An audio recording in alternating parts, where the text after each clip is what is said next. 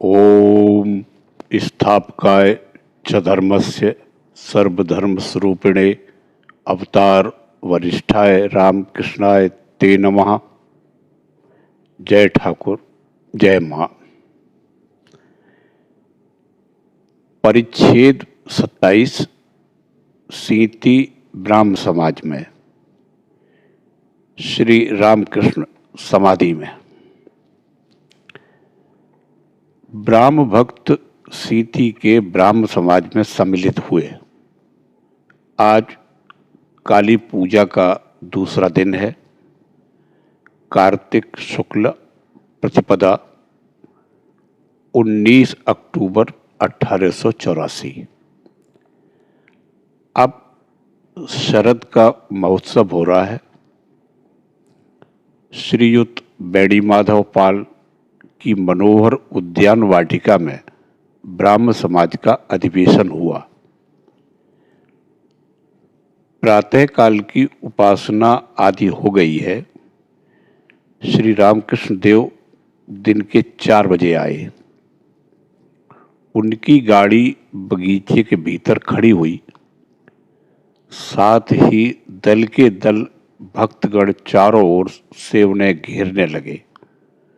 उधर कमरे के अंदर समाज की वेदी बनाई गई। सामने दालान है। उसी दालान में श्री रामकृष्ण देव बैठे। चारों ओर से भक्तों ने उन्हें घेर लिया। विजय, त्रैलोक्य तथा और भी बहुत से ब्राह्म भक्त उपस्थित हैं। उनमें ब्राह्म समाजी एक सब जज भी हैं। महोत्सव के कारण समाज गृह की शोभा अपूर्व हो रही है। अनेक रंगों की ध्वजा पताकाएं उड़ रही हैं। कहीं कहीं ऊंची इमारतों या झरोखों पर फूल पत्तियों की झालरें लगी हुई हैं। सामने के स्वच्छ सलिल सरोवर में शरद के नील नवमंडप का प्रतिबिंब सुहावना रूप धारण कर रहा है।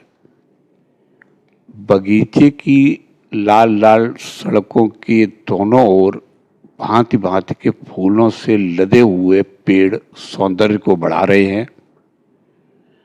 आज श्री रामकृष्ण देव के श्रीमुख से निकली हुई वही वेदवाणी, वही वेद ध्वनि भक्तों को फिर सुनने को मिलेगी। वही ध्वनि जो एक समय आर्य महर्षियों के श्रीमुख से निकली थी। वही ध्वनि जो नर रूपधारी परम सन्यासी ब्रह्मगत प्राण, जीवों के दुख से कातर भक्तवत्सल, भक्तावतार, भगवत प्रेम बेवहल ईसा के मुख से उनके 12 निरक्षर शिष्यों, उन मत्स्य जीवियों ने सुनी थी। वही ध्वनि जो पुण्य क्षेत्र कुरुक्षेत्र में सारथी वेशधारी मानवाकार सच्चिदानंद गुरु भगवान श्री कृष्ण के श्रीमुख से श्रीमद् भगवद गीता के रूप में एक समय निकली थी। एवं मेघ गंभीर ध्वनि में विनय नम्र व्याकुल गुणाकेश कौंतेय ने श्रवणों के द्वारा इस कथामृत का पान किया था। यदक्षरं वेद विदो वदन्ति विशन्ति यद इतयो वीतरागा यद्दिच्छन्तो ब्रह्मचर्य चरन्ति तत्ते पदम संग्रहेण प्रवक्ष्ये। श्री रामकृष्ण देव ने आसन ग्रहण कर समाज की सुरक्षित वेदी की ओर दृष्टिपात करते ही सिर झुकाकर प्रणाम किया। वेदी पर से ईश्वरी चर्चा होती है, इसलिए श्री रामकृष्ण उसे साक्षात पुण्य क्षेत्र देख रहे हैं। जहाँ अच्युत का प्रसंग होता है वहाँ सर्व तीर्थों का समागम हुआ ऐसा समझते हैं। अदालत की इमारत को देखते ही मुकदमे की याद आती है, जज पर ध्यान जाता है। उसी तरह इस ईश्वरीय चर्चा के स्थान को देखकर श्री रामकृष्ण देव को ईश्वर का उद्दीपन हो गया है। श्रीयुत त्रैलोक्य गा रहे हैं। श्री रामकृष्ण देव ने कहा, क्यों जी, तुम्हारा वह गाना बड़ा सुंदर है, मां मुझे पागल कर दे। वही गाना जरा गाओ। त्रैलोक्य गा रहे हैं। गाने का भाव है, मां मुझे पागल कर दे। अब ज्ञान और विचार की कोई जरूरत नहीं है। तेरे प्रेम की सुरा के पीते ही ऐसा कर दे कि मैं बिल्कुल मतवाला हो जाऊं। भक्त के चित्त को हरण करने वाली मां मुझे प्रेम के सागर में डुबा दे। तेरे इस पागलों की जमघट में कोई तो हंसता है, कोई रोता है और कोई आनंद से नाचता है। प्रेम के आवेश में कितने ही ईसा, मूसा और चैतन्य अचेतन पड़े हुए हैं। इन्हीं में मिलाकर मां मैं कब धन्य होऊंगा। स्वर्ग में भी पागलों का जमघट है। जैसे वहां गुरु हैं, वैसे ही चेले भी। और इस प्रेम की कीड़ा को समझ ही कौन सकता है। तू भी तो प्रेम से पागल हो रही है। पागल ही नहीं, पागलों से बढ़कर। मां कंगाल प्रेमदास को भी तू प्रेम का धनी कर दे।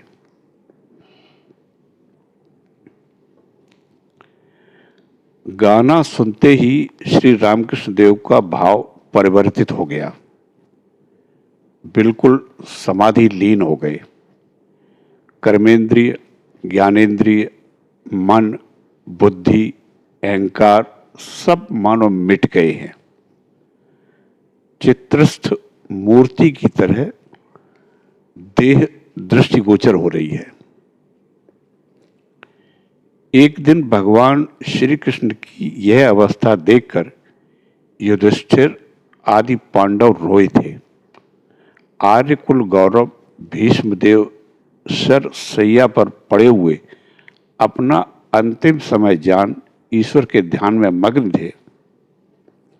उस समय कुरुक्षेत्र की लड़ाई समाप्त ही हुई थी, अतएव वे रोने के ही दिन थे। श्री कृष्ण की उस समाधि अवस्था को न समझकर पांडव रोए थे। सोचा था उन्होंने देह छोड़ दी है। हरि कथा प्रसंग ब्राह्म समाज में निराकारवाद। कुछ देर बाद श्री रामकृष्ण देव की कुछ प्राकृत अवस्था हो गई। उसी अवस्था में आप भक्तों को उपदेश देने लगे। उस समय भी ईश्वरी भाव का आप पर ऐसा आवेश था कि उनकी बातचीत से जान पड़ता था कोई मतवाला बोल रहा है। धीरे धीरे भाव घटता जा रहा है। श्री रामकृष्ण देव भावस्थ होकर बोले, मां मुझे कारणानंद नहीं चाहिए, मैं सिद्धि पीऊंगा। सिद्धि अर्थात ईश्वर की प्राप्ति। वह अष्ट सिद्धियों की सिद्धि नहीं।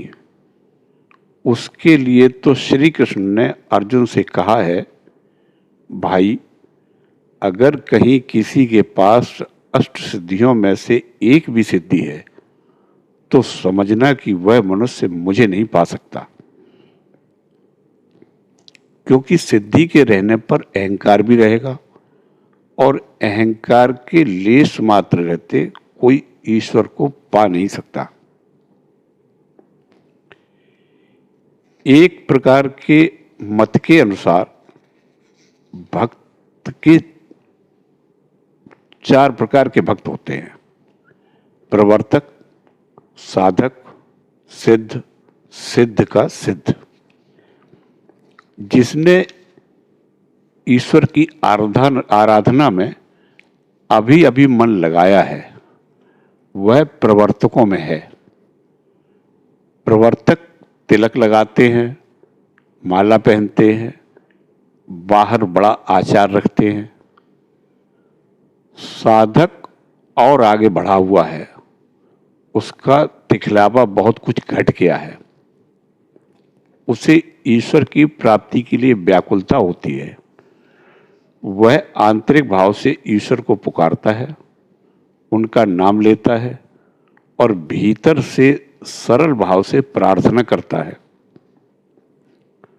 सिद्ध वह है जिसे निश्चयात्मिका बुद्धि हो गई है, जिसने ईश्वर हैं और वे ही सब कुछ कर रहे हैं यह सब देखा है। सिद्धों का सिद्ध वह है जिसने उनसे बातचीत की है, केवल दर्शन ही नहीं। उनमें से किसी ने माता के भाव से, किसी ने वात्सल्य भाव से, किसी ने मधुर भाव से उनके साथ वार्तालाप किया है।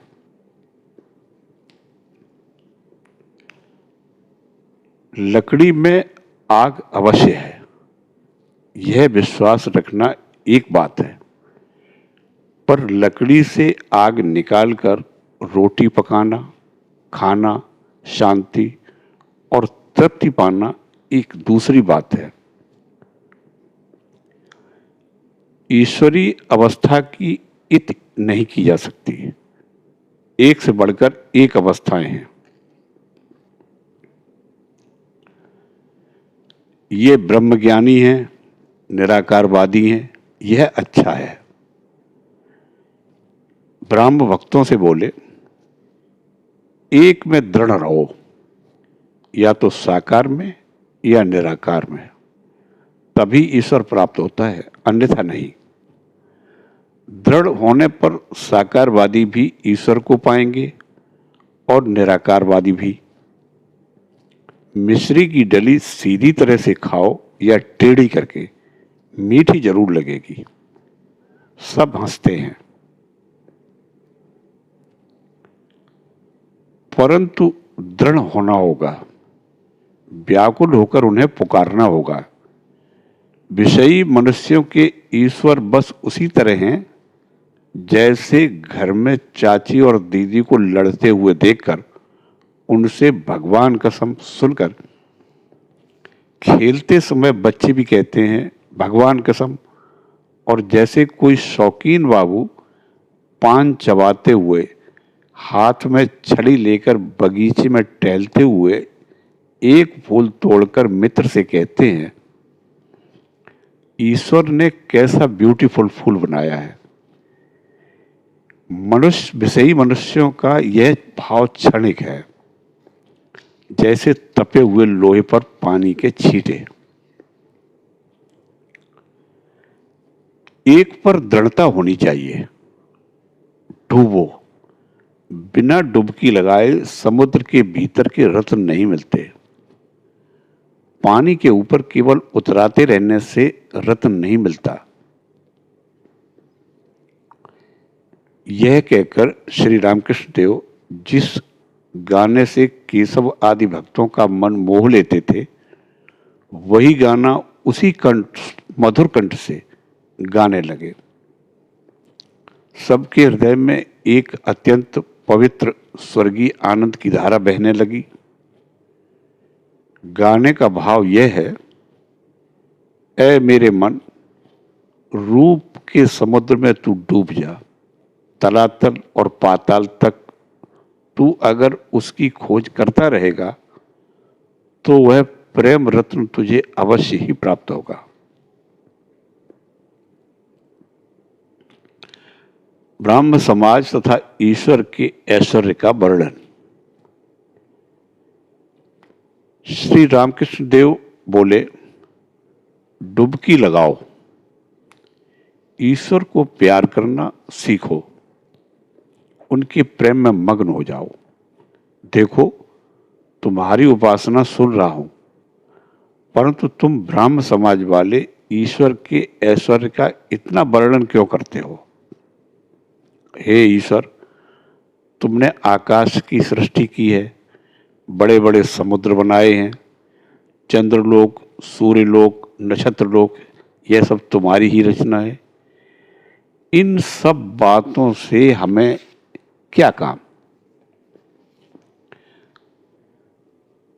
सब आदमी बाबू के बगीचे को देखकर आश्चर्य कर रहे हैं। कैसे सुंदर पेड़ उसमें लगे हैं, फूल, झील, बैठक खाना, उसके अंदर तस्वीरों की सजावट, ये सब ऐसे सुंदर हैं, इन्हें देखकर लोग दंग रह जाते हैं। परंतु बगीचे के मालिक की खोज करने वाले कितने होते हैं? मालिक की खोज तो दो ही एक करते हैं। ईश्वर को व्याकुल होकर खोजने पर उनके दर्शन होते हैं, उनसे आलाप होता है, बातचीत होती है। जैसे मैं तुमसे बातचीत कर रहा हूं, सत्य कहता हूं, उनके दर्शन होते हैं। यह बात मैं कहता भी किस किस से है और विश्वास भी कौन करता है? क्या कभी शास्त्रों के भीतर कोई ईश्वर को पा सकता है? शास्त्र पढ़कर अधिक से अधिक अस्थि का बोध होता है, परंतु स्वयं जब तक नहीं डूबते हो तब तक ईश्वर के दर्शन नहीं हो सकते। डुबकी लगाने पर जब वे खुद समझा देते हैं तब संदेह दूर हो जाता है।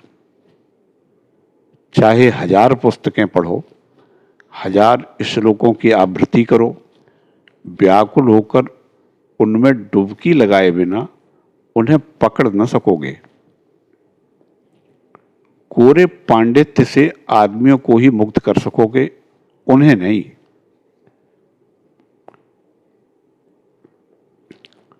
शास्त्रों और पुस्तकों से क्या होगा? उनकी कृपा के हुए बिना कहीं कुछ न होगा। जिससे उनकी कृपा हो, इसलिए व्याकुल होकर उद्योग करो। उनकी कृपा होने पर उनके दर्शन भी होंगे, तब वे तुम्हारे साथ बातचीत भी करेंगे।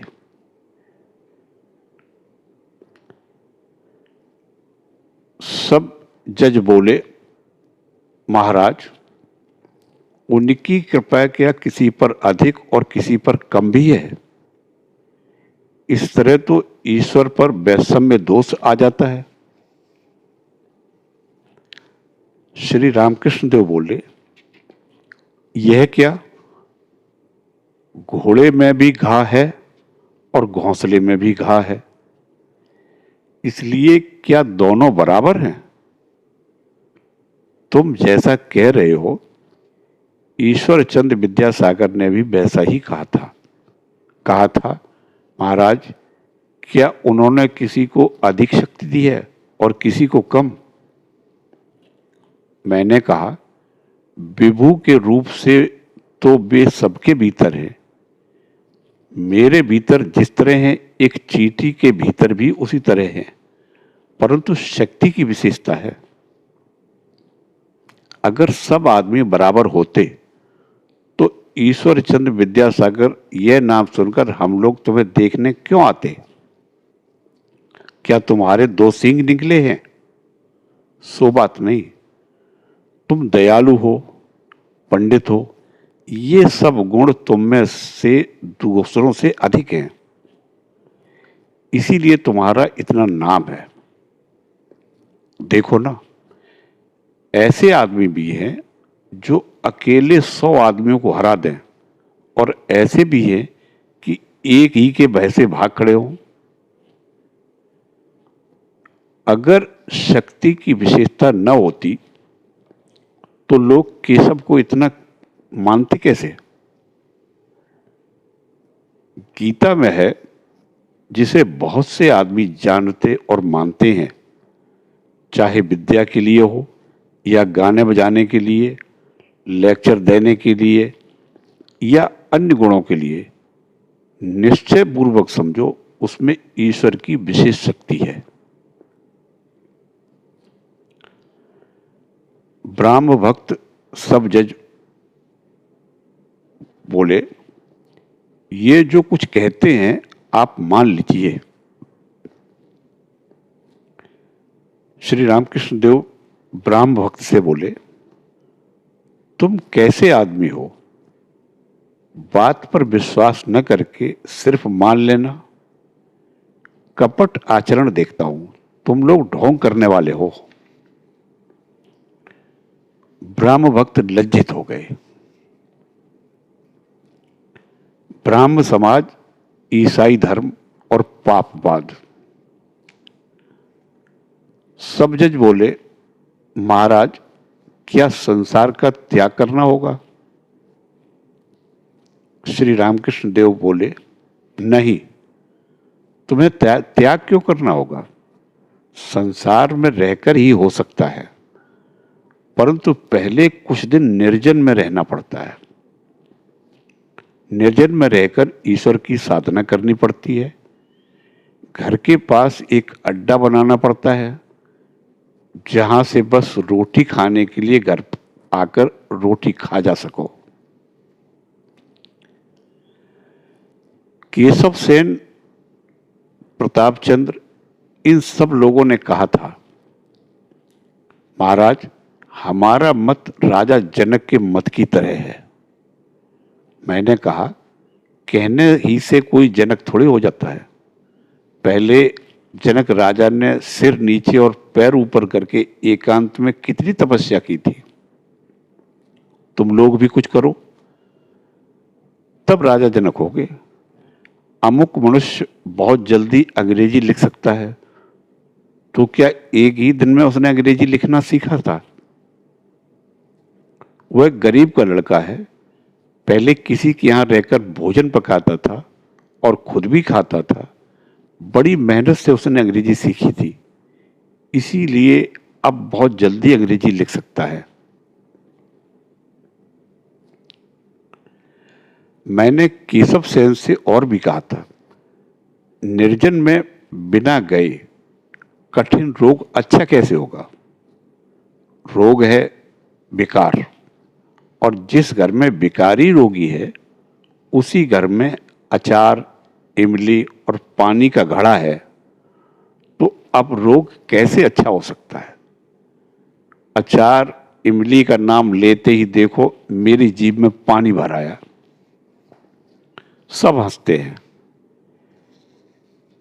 इनके सामने रहते हुए कभी रोग अच्छा हो सकता है?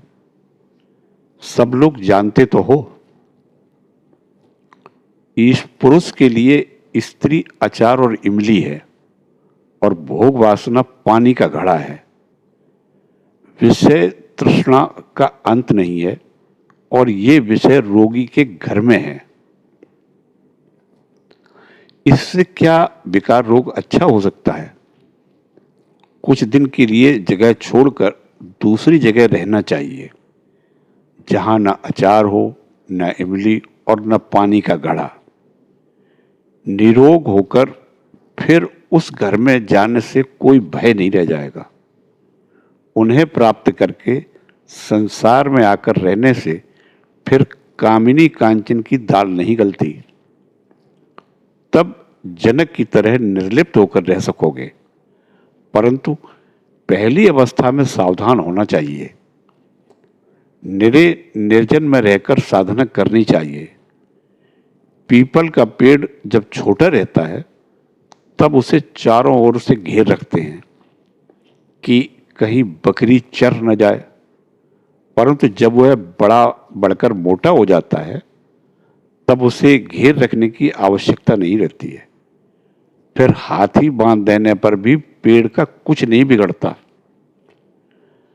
अगर निर्जन में साधना करके ईश्वर के पाद पद्मों में भक्ति करके बल बढ़ाकर घर जाकर संसार करो, तो कामिनी कांचन फिर तुम्हारा कुछ न कर सकेंगे। निर्जन में दही जमाकर मक्खन निकाला जाता है। ज्ञान और भक्ति रूपी मक्खन अगर एक बार मन रूपी दूध से निकाल सको तो संसार रूपी पानी में डाल देने से वह निर्लिप्त होकर पानी पर तैरता रहेगा।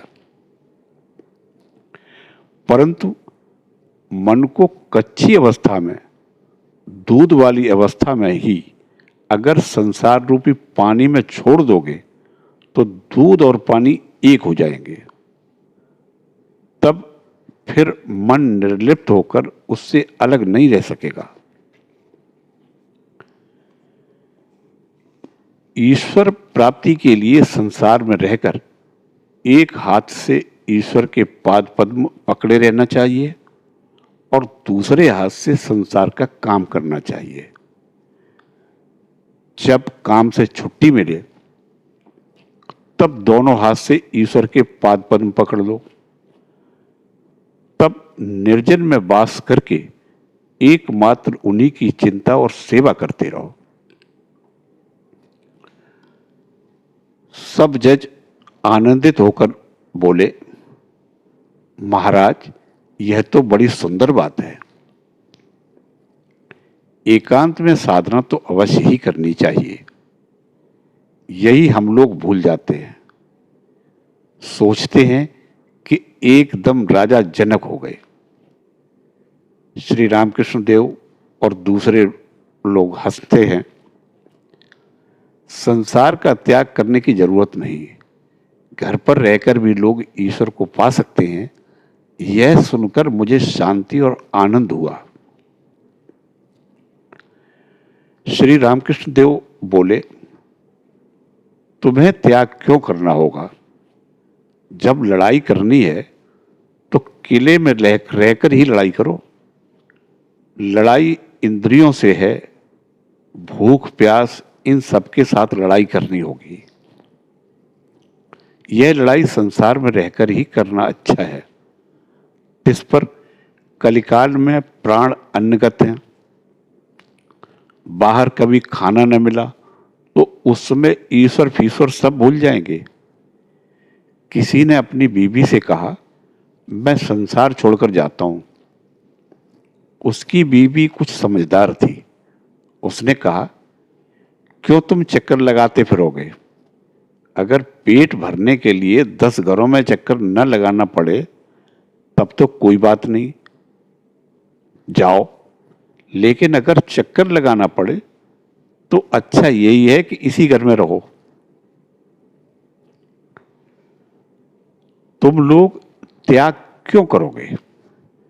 घर में रहने से तो बल्कि और भी सुविधाएं हैं। भोजन की चिंता नहीं करनी होती।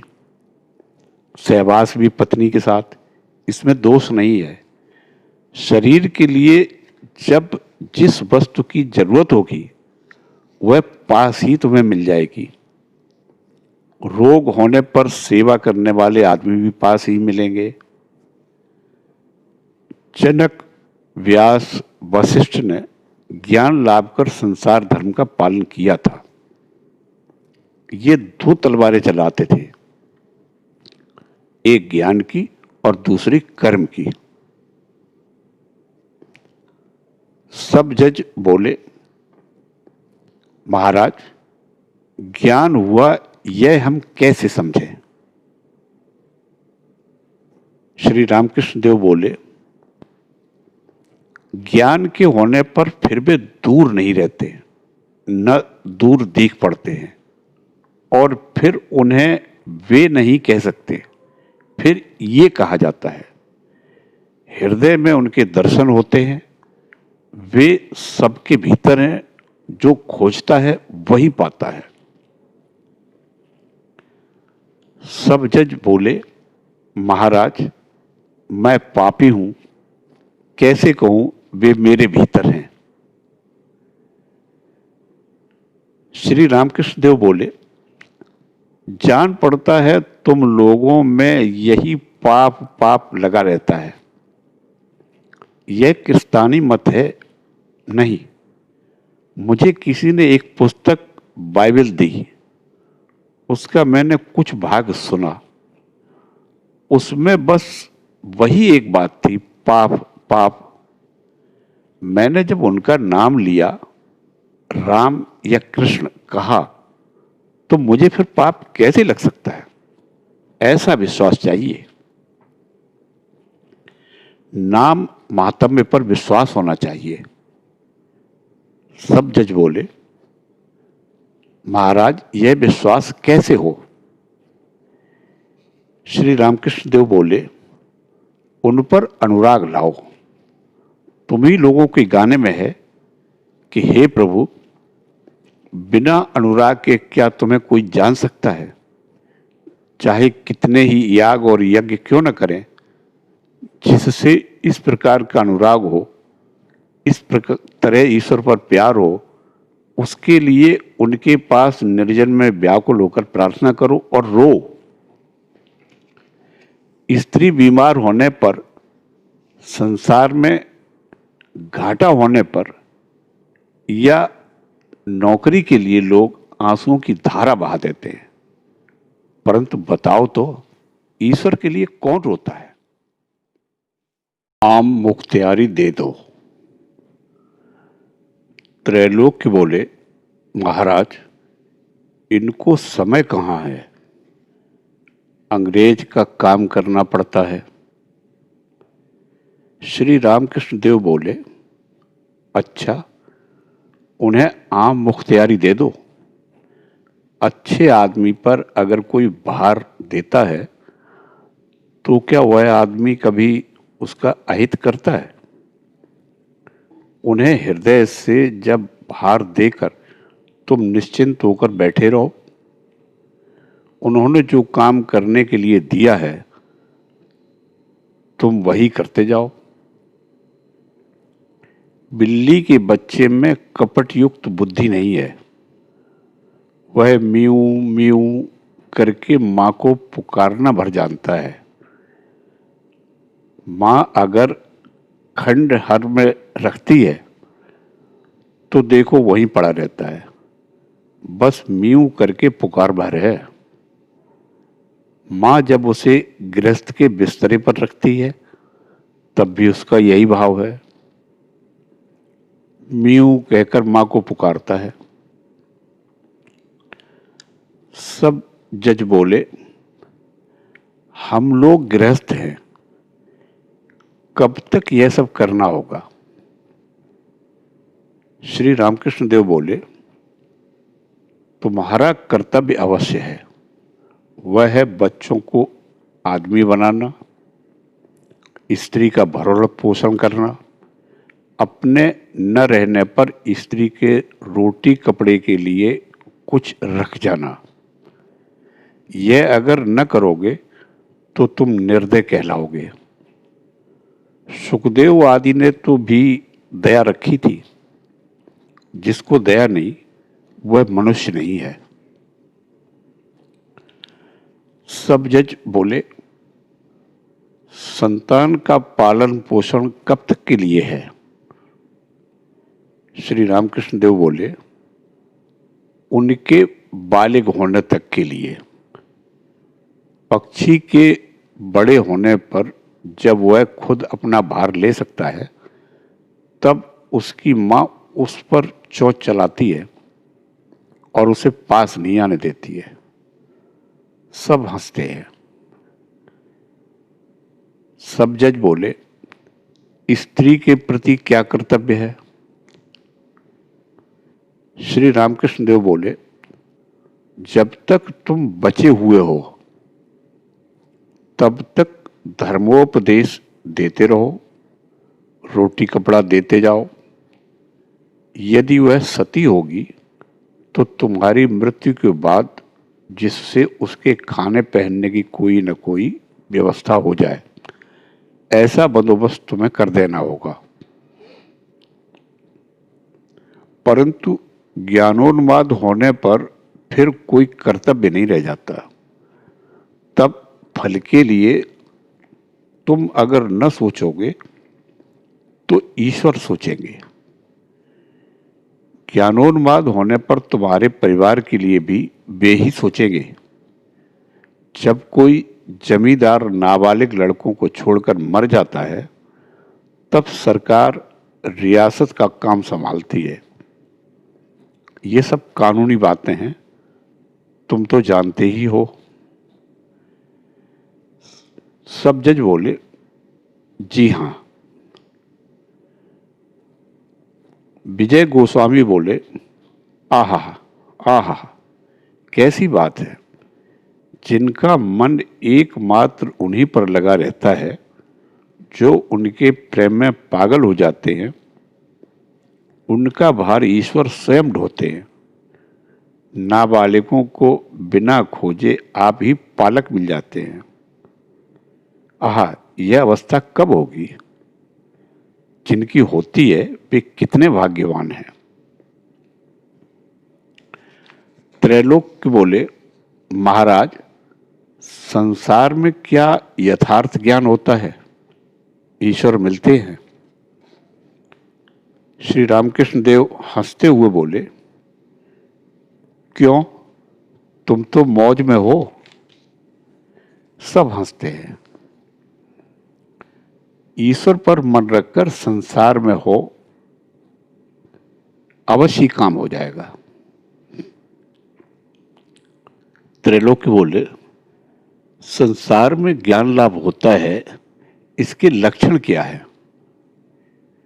श्री रामकृष्ण देव बोले, ईश्वर का नाम लेते हुए उसकी आंखों से धारा बह चलेगी, शरीर में पुलक होगा, उनका मधुर नाम सुनकर शरीर रोमांचित होने लगेगा और आंखों से धारा बह चलेगी।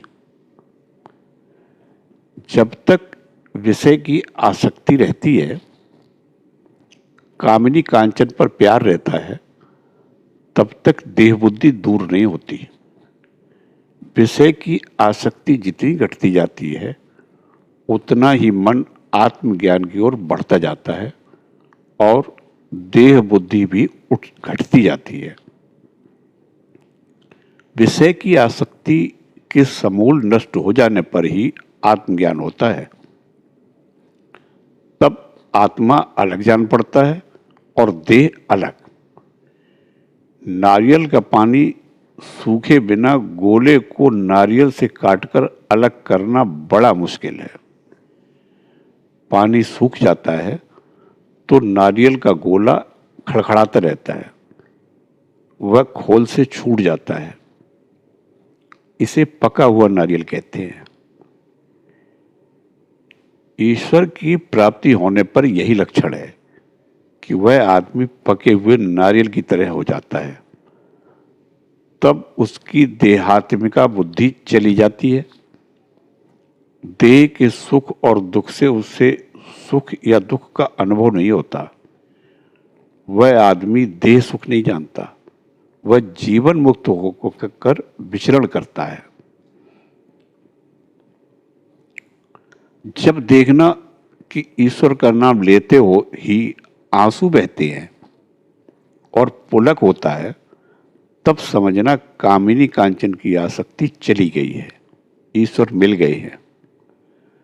दिया सलाई अगर सूखी हो तो घिसने से ही जल उठती है, और अगर भीगी हो तो चाहे 50 सलाई घिस डालो, कहीं कुछ ना होगा। सलाइयों की बर्बादी करना ही तो है।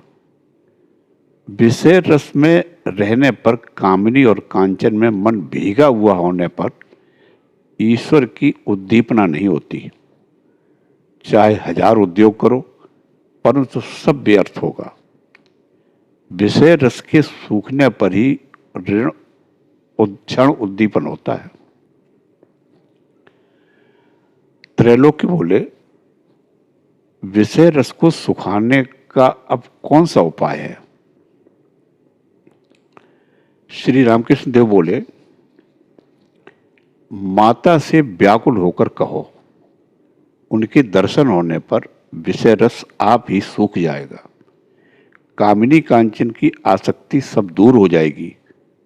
अपनी माँ है ऐसा बोध हो जाने पर इसी समय मुक्ति हो जाएगी। वे कुछ धर्म की माँ थोड़े ही हैं, अपनी माँ है। व्याकुल होकर माता से कहो, हट करो, बच्चा पतंग खरीदने के लिए माता का आंचल पकड़कर पैसे मांगता है, माँ कभी उस समय दूसरी स्त्रियों से बातचीत करती रहती है। पहले किसी तरह पैसे देना ही नहीं चाहती, कहती है नहीं, वे मना कर गए हैं, आएंगे तो कह दूंगी पतंग लेकर एक उत्पात खड़ा करना चाहता है क्या। पर जब लड़का रोने लगता है, किसी तरह नहीं छोड़ता, तब माँ दूसरी स्त्रियों से कहती है तुम जरा बैठो, इस लड़कों को बहलाकर मैं अभी आई। यह कहकर चाबी ले झटपट संदूक खोलती है और 1 पैसा बच्चे के आगे फेंक देती है। इसी तरह तुम भी माता से हट करो, वे अवश्य ही दर्शन देगी। मैंने सिखों से यही बात कही थी। वे लोग दक्षिणेश्वर के काली मंदिर में गए थे। काली मंदिर के सामने बैठकर बातचीत हुई थी। उन लोगों ने कहा था ईश्वर दयामय है। मैंने पूछा क्यों दयामय है? उन लोगों ने कहा क्यों महाराज, वे सदा ही हमारी देख रेख करते हैं, हमें धर्म अर्थ सब दे रहे हैं, खाने को देते हैं। मैंने कहा अगर किसी के लड़के बच्चे हों तो उनकी खबर उनके खाने पीने का भार उनका बाप न लेगा तो क्या गांव वाले आकर लेंगे? सब जज बोले महाराज तो क्या वे दयामय नहीं है? श्री रामकृष्ण देव बोले हैं क्यों नहीं, वह एक बात उस तरह की कहनी ही थी।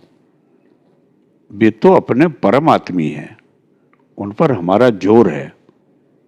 अपने आदमी से तो ऐसी बात भी कही जा सकती है, देगा कि नहीं साला कहीं का।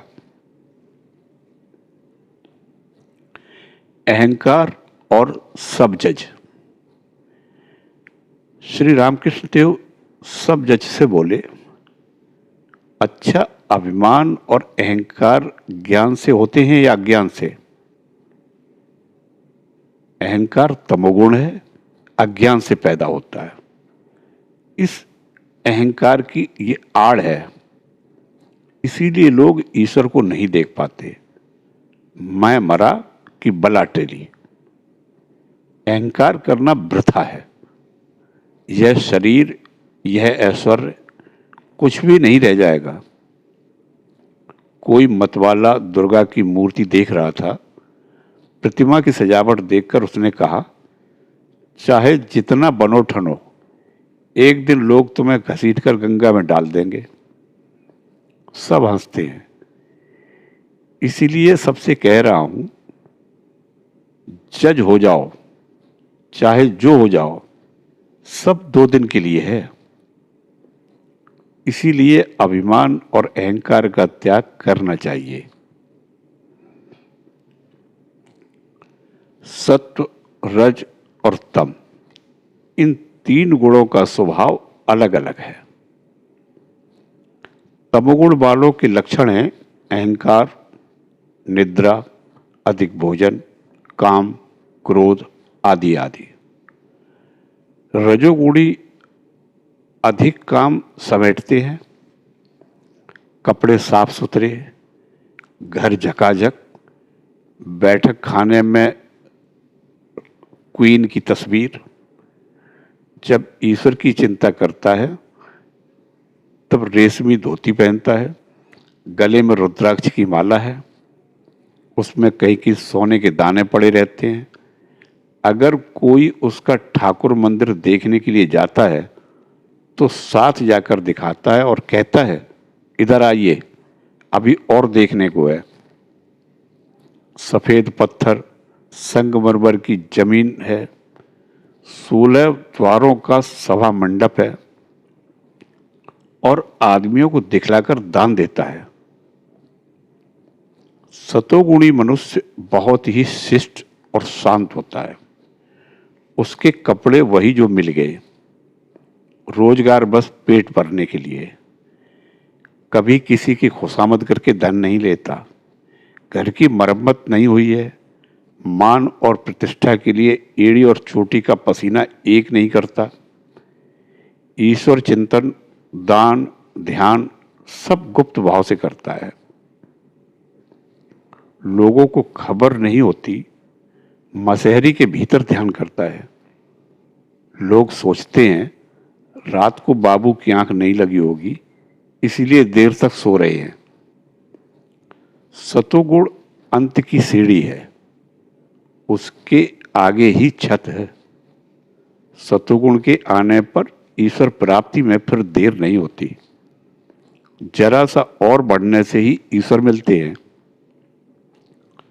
सब जज से बोले, तुमने कहा था सब आदमी बराबर हैं, देखो अलग अलग प्रकृति के कितने मनुष्य हैं,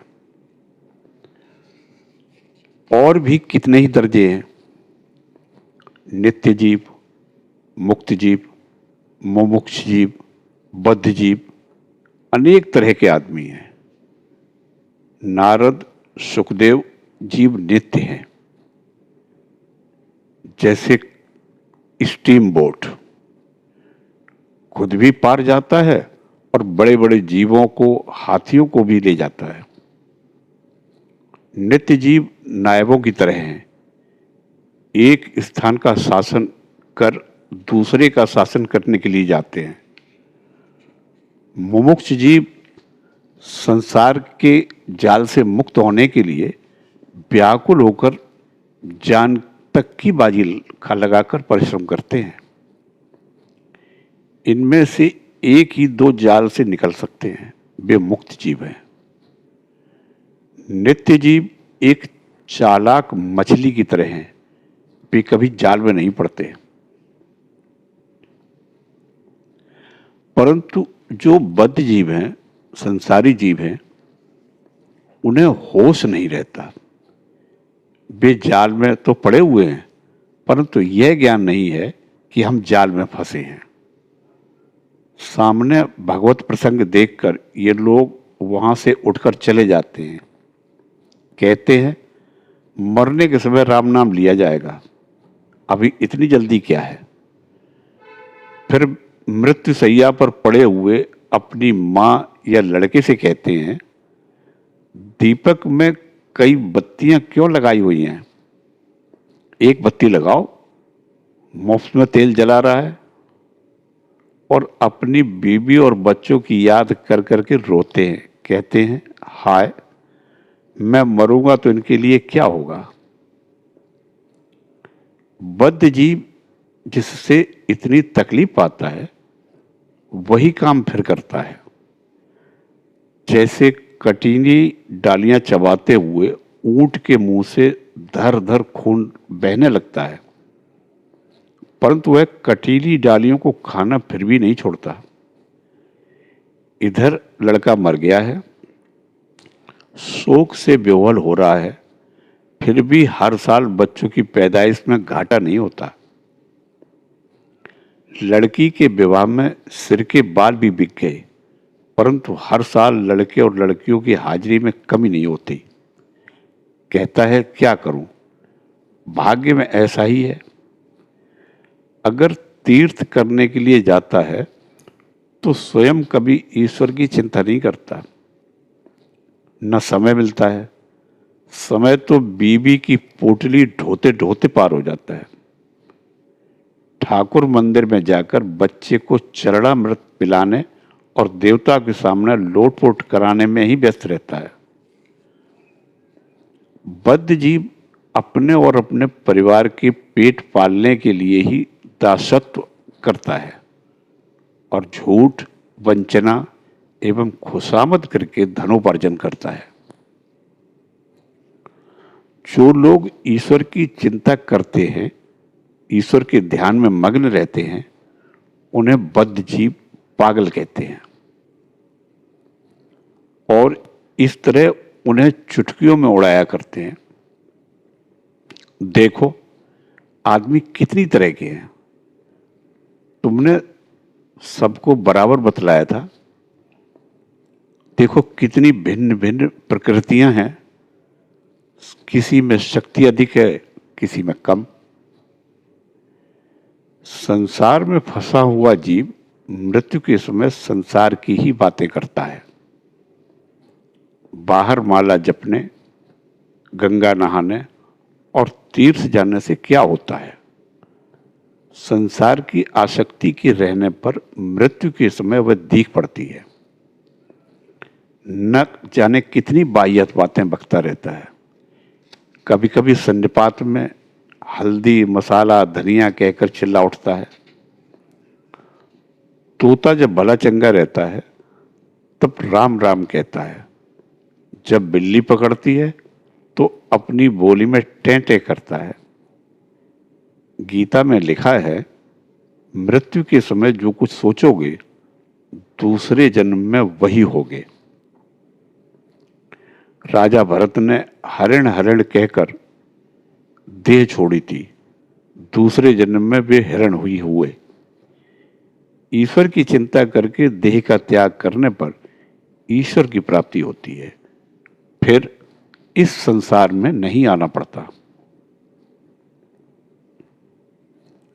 ब्राह्म भक्त बोले, महाराज, किसी ने दूसरे समय में ईश्वर की चिंता की है परंतु मृत्यु के समय नहीं कर सका, तो क्या फिर उसे इस दुखमय संसार में आना होगा?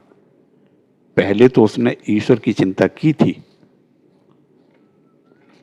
श्री रामकृष्ण तो बोले, जीव ईश्वर की चिंता तो करता है परंतु ईश्वर पर उसका विश्वास नहीं है, इसलिए फिर भूल कर संसार में फंस जाता है। जैसे हाथी को बार बार नहलाने पर भी वह फिर देह पर धूल फेंक लेता है, उसी तरह मन भी मतवाला है।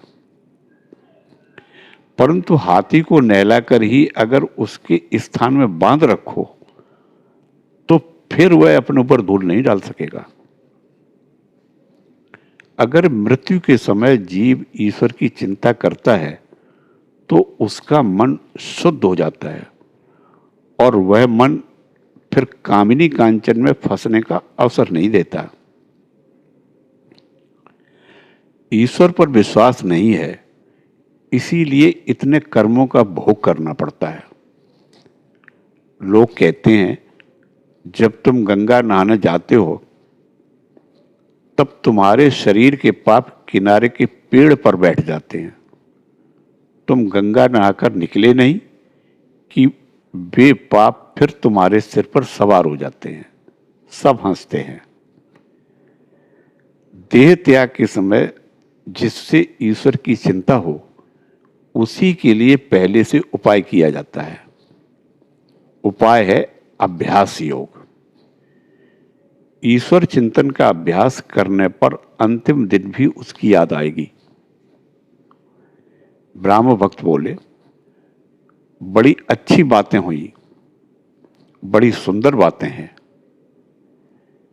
श्री रामकृष्ण देव बोले, कैसी बेसिर पैर की बातें मैं बक गया, परंतु मेरा भाव क्या है जानते हो? मैं यंत्र हूं, वे यंत्री हैं। मैं ग्रह हूं, वे ग्रही हैं। मैं गाड़ी हूं, वे इंजीनियर हैं। मैं रथ हूं, वे रथी हैं। जैसा चलाते हैं वैसा ही चलता हूं, जैसा कराते हैं वैसा ही करता हूं। श्री रामकृष्ण कीर्तनानंद में त्रैलोक्य फिर गा रहे हैं, साथ में खोल करताल बज रहे हैं। श्री रामकृष्ण देव प्रेमोन्मत्त होकर नृत्य करते करते कितनी ही बार समाधि मग्न हो रहे हैं। समाधि मग्न अवस्था में खड़े हैं, देह निस्पंद है, नेत्र स्थिर, मुख हंसता हुआ, किसी प्रिय भक्त के कंधे पर हाथ रखे हुए। भाव के अंत में फिर वही प्रेमोन्मत्त नृत्य। बाह्य दशा को प्राप्त होकर गाने के पद स्वयं भी गाते हैं। यह अपूर्व दृश्य है। मात्रगत प्राण प्रेमोन्मत्त बालक का स्वर्गीय नृत्य।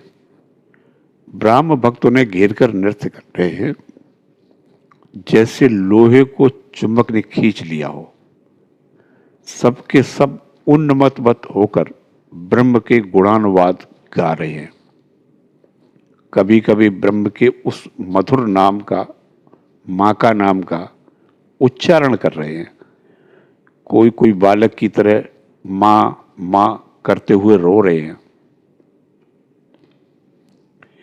कीर्तन समाप्त हो जाने पर सबने आसन ग्रहण किया। अभी तक समाज की संध्या वाली उपासना नहीं हुई है। इस कीर्तन आनंद में सब नियम न जाने कहाँ बह गए। श्रीयुत विजय कृष्ण गोस्वामी रात को बेदी पर बैठेंगे, ऐसा बंदोबस्त किया गया है। उस समय रात के 8 बजे होंगे। सबने आसन ग्रहण किया। श्री रामकृष्ण देव भी बैठे हुए हैं। सामने विजय हैं, विजय की सास और दूसरी स्त्रियां श्री रामकृष्ण देव के दर्शन करना चाहती हैं और उनसे बातचीत भी करेंगी। यह संवाद पाकर श्री रामकृष्ण देव कमरे के भीतर जाकर उनसे मिले। कुछ देर बाद वहां से आकर वे विजय से कह रहे हैं, देखो तुम्हारी सास बड़ी भक्तिमती हैं। उसने कहा कि संसार की बात अब न कहिए, एक तरंग आती है और दूसरी जाती है। मैंने कहा इससे तुम्हारा क्या बिगड़ सकता है, तुम्हें ज्ञान तो है। तुम्हारी सास ने इस पर कहा कि मुझे कहाँ ज्ञान है। अब भी मैं विद्या माया अविद्या माया के पार नहीं जा सकी। सिर्फ अविद्या माया के पार जाने से तो कुछ होता नहीं, विद्या माया को भी तो पार करना पड़ता है। ज्ञान तो तभी होगा। आप ही तो यह बात कहते हैं। यह बात हो रही थी कि श्रीयुत बेणीपाल आ गए। बेणीपाल बोले, महाराज तो अब उठिए, बड़ी देर हो गई है, चलकर उपासना का श्री गणेश कीजिए। विजय बोले, महाराज अब और उपासना की क्या जरूरत है।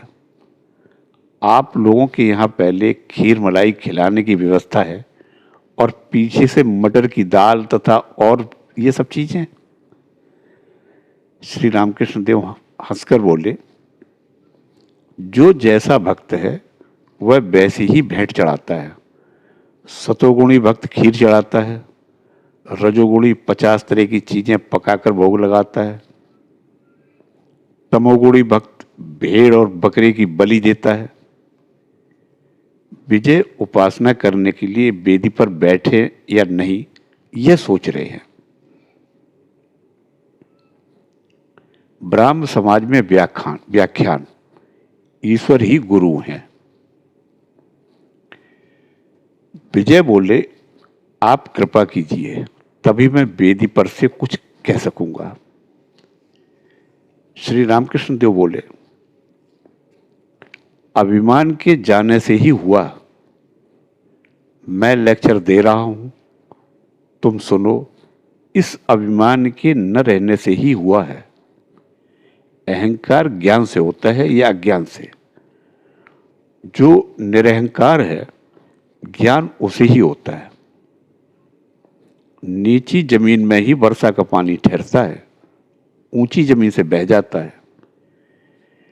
जब तक अहंकार रहता है तब तक ज्ञान नहीं होता और न मुक्ति ही होती है। इस संसार में बार बार आना पड़ता है।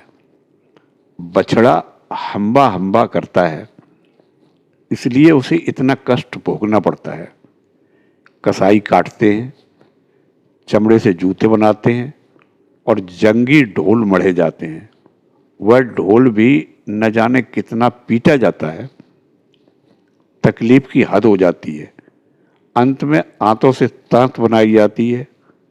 उस तांत से जब धुनिये का धनुआ बनता है और उसके हाथ में धुनकते समय जब तांत तू तू करती है, तब कहीं निस्तार होता है।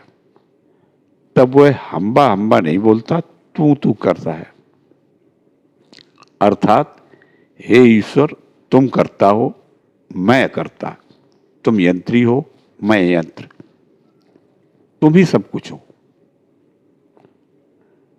गुरु, बाबा और मालिक, इन तीन बातों से मेरी देह में कांटे चुभते हैं। मैं उनका बच्चा हूं, सदा ही बालक हूं। मैं क्यों बाबा होने लगा है? ईश्वर ही मालिक हैं, वे यंत्री हैं, मैं यंत्र हूं। और कोई मुझे गुरु कहता है तो मैं कहता हूं, चल साला, गुरु क्या है रे? एक सच्चिदानंद को छोड़ और गुरु कोई नहीं है। उनके बिना कोई उपाय नहीं है। एकमात्र वे ही भाव पार ले जाने वाले हैं। विजय से बोले, आचार्यगिरी बहुत मुश्किल बात है, उससे अपनी हानि होती है। 10 आदमियों को आप ही आप मानते हुए देखकर वह पैर के ऊपर पैर रखकर कहता है, मैं बोलता हूं, तुम सुनो। ऐसा भाव बड़ा बुरा है। उसके लिए बस वही हद है, वही जरा सा मान। अधिक से अधिक लोग कहेंगे, आहा, विजय बाबू बहुत अच्छा बोले, वे बड़े ज्ञानी आदमी हैं। मैं कह रहा हूं, ऐसा विचार न लाना। मैं मां से कहता हूं, मां, तुम यंत्री हो, मैं यंत्र हूं।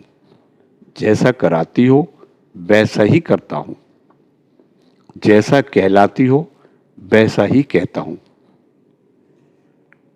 विजय बोले, आप कहें तो मैं वेदी पर बैठ सकता हूं। श्री रामकृष्ण देव हंसते हुए बोले, मैं क्या कहूं? तुम्हें ईश्वर से प्रार्थना करो। जैसे चंदा मामा सभी के मामा हैं, वैसे वे भी सभी के हैं। अगर आंतरिकता होगी तो भय की बात नहीं है। विजय के फिर विनय करने पर श्री रामकृष्ण देव ने कहा, जाओ, जैसी पद्धति है वैसा ही करो। उन पर आंतरिक भक्ति के रहने से ही काम हो जाएगा। वेदी पर बैठकर विजय ब्राह्म समाज की पद्धति के अनुसार व्याख्यान करने लगे। प्रार्थना के समय विजय मां मां कहकर पुकार रहे हैं। सुनकर सब लोग द्रवीभूत हो गए।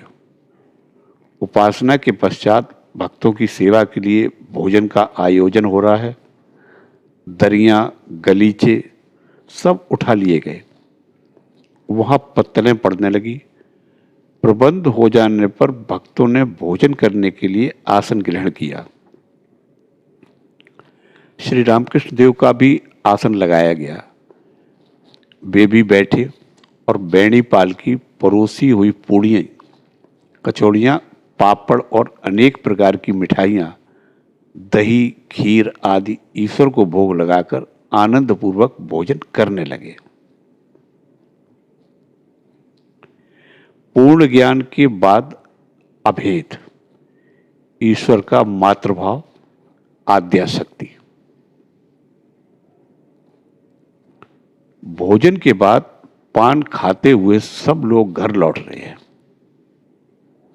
श्री रामकृष्ण देव लौटने के पहले विजय से एकांत में बैठकर बातचीत कर रहे हैं। वहां मास्टर भी है। श्री रामकृष्ण देव बोले, तुमने उनसे मां मां कहकर प्रार्थना की थी, यह बहुत अच्छा है। कहावत है, मां की चाह बाप से अधिक होती है। मां पर अपना बस है, बाप पर नहीं। त्रैलोक्य की मां की जमींदारी से गाड़ियों में रुपया लदकर आता था। हाथ में लाठियां लिए कितने ही लाल पगड़ी वाले सिपाही साथ रहते थे। त्रैलोक के रास्ते में आदमियों को लिए हुए खड़ा रहता था। जबरन सब रुपया ले लेता था। मां के धन पर अपना पूरा जोर है।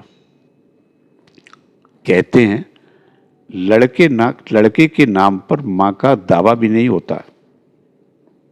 विजय बोले, ब्रह्म अगर मां है तो वे साकार है या निराकार? श्री रामकृष्ण देव बोले, जो ब्रह्म है वही काली भी है। जब निष्क्रिय है तब उन्हें ब्रह्म कहते हैं, जब सृष्टि स्थिति प्रलय यह सब काम करते हैं तब उन्हें शक्ति कहते हैं। स्थिर जल से ब्रह्म की उपमा हो सकती है। पानी जब हिलता डुलता है तब वह शक्ति की काली की उपमा है। काली वे हैं जो महाकाल के साथ रमण करती है। काली साकार भी है और निराकार भी। तुम लोग अगर निराकार पर विश्वास करते हो तो काली का उसी रूप से ध्यान करो। एक को मजबूती से पकड़कर उनकी चिंता करने से वे ही समझा देती हैं कि वे कैसी हैं। श्यामपुकुर पहुंचने पर तेली पाड़ा भी जान लोगे, सब तुम समझ जाओगे कि ईश्वर हैं। यही नहीं बल्कि वे तुम्हारे पास आकर तुमसे बोलेंगे, बातचीत करेंगे जैसे मैं तुमसे बोल रहा हूं। विश्वास करो, सब हो जाएगा। एक बात और है, तुम्हें अगर निराकार पर विश्वास हो तो उसी विश्वास को दृढ़ करो, परंतु कट्टर मत बनो। उनके संबंध में जोर देकर ऐसा न कहना कि वे यह हो सकते हैं और यह नहीं। कहो, मेरा विश्वास है वे निराकार हैं, वे और क्या क्या हो सकते हैं यह तो वे ही जाने, मैं नहीं जानता। न मेरी समझ में यह बात आती है। आदमी की छटाक भर बुद्धि से क्या ईश्वर की बात समझी जा सकती है? शेर भर के लोटे में क्या 4 सेर दूध समाता है? वे अगर कृपा करके कभी दर्शन दें और समझाएं तो समझ में आता है, नहीं तो नहीं। जो ब्रह्म है वही शक्ति है, वही मां है। राम प्रसाद कहते हैं, मैं जिस सत्य की तलाश कर रहा हूं वे ब्रह्म हैं, उन्हें ही मैं मां कहकर पुकारता हूं। इसी बात को राम प्रसाद ने एक जगह और दोहराया है, काली को ब्रह्म जानकर मैंने धर्म और अधर्म दोनों का त्याग कर दिया है। अधर्म है असत कर्म, धर्म है वैधि कर्म। इतना दान करना होगा, इतने ब्राह्मणों को खिलाना है, यह सब धर्म है। विजय बोले, धर्म और अधर्म का त्याग करने पर बाकी क्या रहता है? श्री रामकृष्ण देव बोले, शुद्ध भक्ति। मैंने मां से कहा था, मां यह लो अपना धर्म, यह लो अपना अधर्म, मुझे शुद्ध भक्ति दो। यह लो अपना पुण्य, यह लो अपना पाप, मुझे शुद्ध भक्ति दो। यह लो अपना ज्ञान, यह लो अपना अज्ञान, मुझे शुद्ध भक्ति दो। देखो, ज्ञान भी मैंने नहीं चाहा, मैंने लोक सम्मान भी नहीं चाहा। धर्माधर्म का त्याग करने पर शुद्ध भक्ति, निष्काम अहेतु की भक्ति बस बाकी रहती है। ब्राह्म भक्त बोले, उनमें और उनकी शक्ति में क्या भेद है? श्री रामकृष्ण देव बोले, पूर्ण ज्ञान के बाद दोनों अभेद हैं। जैसे मणि की ज्योति और मणि अभेद है। मणि की ज्योति की चिंता करने से ही मणि की चिंता की जाती है। दूध और दूध की धवलता जैसे अभेद है। एक को सोचिए तो दूसरे को भी सोचना पड़ता है, परंतु यह अभेद ज्ञान पूर्ण ज्ञान के बिना हुए नहीं होता। पूर्ण ज्ञान से समाधि होती है। तब मनुष्य 24 तत्वों को पार कर जाता है। इसलिए अहम तत्व नहीं रह जाता। समाधि में कैसा अनुभव होता है ये कहा नहीं जा सकता। उतर कर कुछ आभास मिलता है, वही कहा जा सकता है। समाधि छूटने के बाद जब मैं ओम ओम कहता हूं, तब समझो कि मैं कम से कम 100 हाथ नीचे उतर आया हूं। ब्रह्म वेद और विधियों से परे है, वे वाणी में नहीं आते। वहां मैं तुम नहीं है। जब तक मैं और तुम ये भाव है, तब मैं प्रार्थना कर रहा हूं या ध्यान कर रहा हूं, यह भी ज्ञान है। और तुम यदि ईश्वर प्रार्थना सुनते हो, यह भी ज्ञान है। और उस समय ईश्वर के व्यक्तित्व का बोध है। तुम प्रभु हो, मैं दास। तुम पूर्ण हो, मैं अंश। तुम माँ हो, मैं पुत्र। यह बोध भी रहेगा। यह भेद बोध है। मैं एक अलग हूं, तुम एक अलग। यह बोध वे ही कराते हैं। इसीलिए स्त्री और पुरुष, उजाले और अंधेरे का ज्ञान है। जब तक यह भेद बोध है, तब तक शक्ति को मानना पड़ेगा। उन्होंने हमारे भीतर मैं रख दिया है। चाहे 1000 विचार करो, परंतु मैं नहीं दूर होता। जब तक मैं है, तब तक ईश्वर साकार रूप में ही मिलते हैं। इसलिए जब तक मैं है, भेद बुद्धि है, तब तक ब्रह्म निर्गुण है, यह कहने का अधिकार नहीं। तब तक सगुण ब्रह्म ही मानना चाहिए। इसी सगुण ब्रह्म को वेदों, पुराणों और तंत्रों में काली या आद्या शक्ति कहा गया है। विजय बोले, आद्या शक्ति के दर्शन और ब्रह्म ज्ञान ये कैसे हों? श्री रामकृष्ण देव बोले, हृदय से विकल होकर उनसे प्रार्थना करो और रो। चित्त शुद्ध हो जाएगा। निर्मल पानी में सूर्य का बिंब दिखाई देगा। भक्त के मैं रूपी आईने में उस सगुण ब्रह्म आद्या शक्ति के दर्शन होंगे। परंतु आईने को खूब साफ रखना चाहिए। मैला रहने पर सच्चा बिंब नहीं पड़ेगा। मैं रूपी पानी में सूर्य को तब तक इसीलिए देखते हैं कि सूर्य के देखने का और कोई उपाय नहीं है। और प्रतिबिंब सूर्य को छोड़ यथार्थ सूर्य के देखने का जब तक कोई दूसरा उपाय नहीं मिलता, तब तक वह प्रतिबिंब सूर्य ही सुलभ सत्य है। जब तक मैं सत्य है, तब तक प्रतिबिंब सूर्य भी सुलभ सत्य है। वही प्रतिबिंब सूर्य आद्या शक्ति है।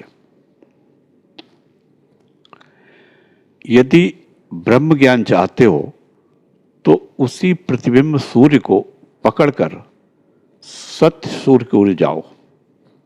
उस सगुण ब्रह्म से जो प्रार्थनाएं सुनते हैं, कहो वे ही ब्रह्म ज्ञान देंगे। क्योंकि जो सगुण ब्रह्म है, वे ही निर्गुण ब्रह्म भी हैं। जो शक्ति है, वे ही ब्रह्म भी हैं। पूर्ण ज्ञान के बाद दोनों अभेद हो जाते हैं। जय ठाकुर।